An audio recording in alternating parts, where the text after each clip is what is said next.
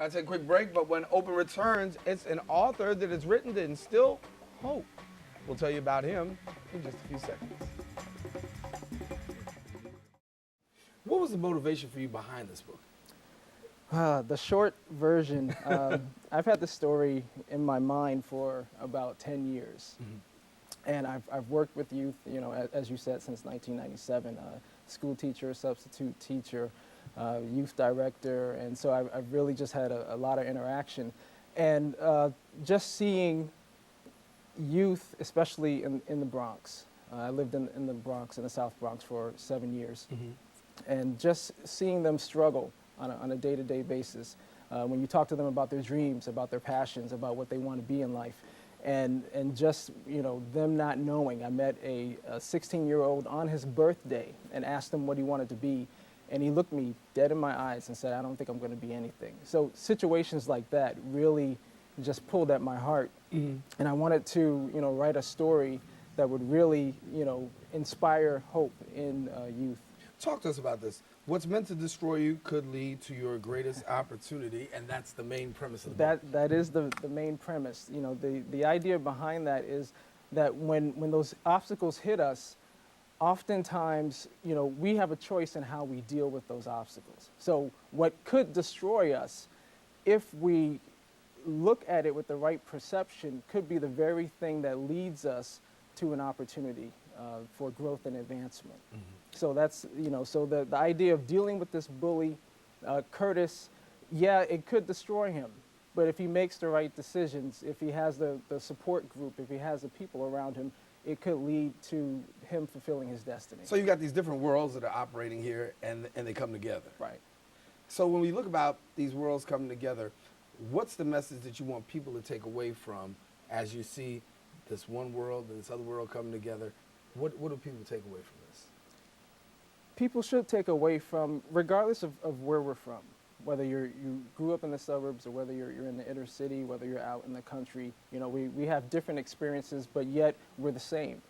And so regardless of what your obstacles are, I may or may not have gone through what you went through, but yet we can still learn from each other. So this book is, as much as it's about Curtis, who's being bullied, it's as much about Trayshawn, who's the bully.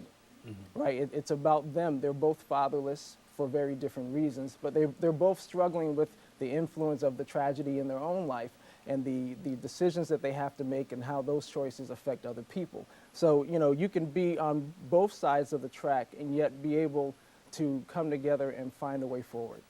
While there's a whole lot of challenges out there, you do have a lot of young, intellectual, vibrant, and community-minded young people. What makes the difference from a young person who's got obstacles to a young person that we see who's doing tremendously well? What's the big difference, do you think, or the motivating factor that can help them move from obstacle to opportunity? I think it's a support system.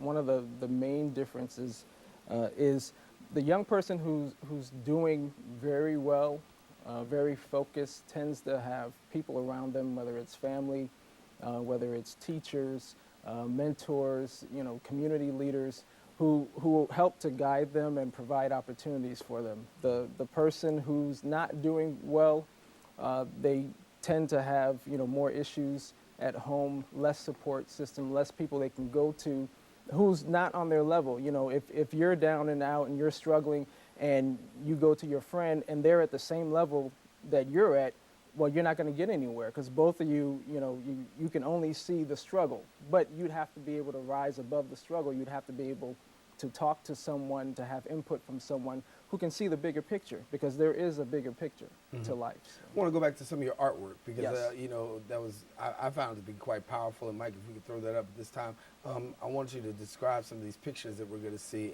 and the motivation behind the pictures that we see, particularly here. Now, this one is Curtis running through the Bronx. I actually did not draw this. An artist by the name of Sean Allen did it for me. It's an excellent picture, and it ties into what it says at the bottom. Who are you running from, and where are you running to? So the idea of seeing him running, and you see the expression and the intensity on his face, and that, you know, okay, you see it and you go, okay, where's he going? You know, Right. where is he coming from? And I think all of us are running, whether you're teenagers, whether you're adults, we're all running from something and we're running to something. And we may not take the time to really dissect and examine what we're running from, why we're running from it, where that will lead us in the future and what we're running to. So that's why I raised the question, and that's why that picture, it just really captures, I think, a good essence of what the story is about. And for those people who want to know more about Curtis Powers, what is, you know, what should we be taking away from Curtis Powers, Mr. 14-year-old? Curtis is a prodigy. I mean, he's very smart. He's the only ninth grader who's in physics class in his school.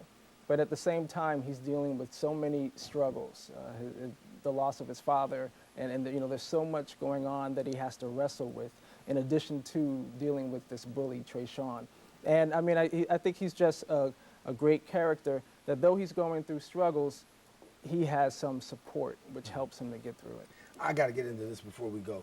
Talk to us about the bullying situation, because it's a major issue that goes on in schools. You talk about it in the book. Bullying, something that we don't even really, you know, sometimes we sweep under the rug.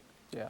Bullying is a rising epidemic, not just here in America, but around the world. And it's more than taunting. It's more than name calling. I mean, the number of teenagers that are bullied in America on a daily basis, thousands of kids, you know, don't want to go to school every day because they have to face bullying. And we've seen the headlines in the news. There have been so many people, either you're bullied and you either retreat and, you know, you try and find a place to go, like stay home or to avoid, or if it gets too much and then you retaliate. Mm-hmm. And then you retaliate by either killing the person who's bullying you, killing the people who, you know, did nothing while you were being bullied, or killing yourself.